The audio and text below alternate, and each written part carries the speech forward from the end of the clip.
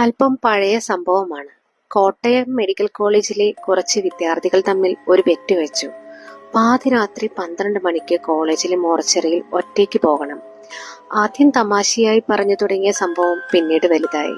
ധൈര്യത്തെ ചൊല്ലിയുള്ള പരിഹാസങ്ങളിൽ തുടങ്ങി വാക്കുതർക്കവും അടിപിടിയുമാകുന്നതുമായപ്പോൾ ബെറ്റ് വെച്ചയാൾ ആ വെല്ലുവിളി ഏറ്റെടുത്തു. പക്ഷേ വെറുതെ അങ്ങ് പോയി വന്നാൽ പോരാ.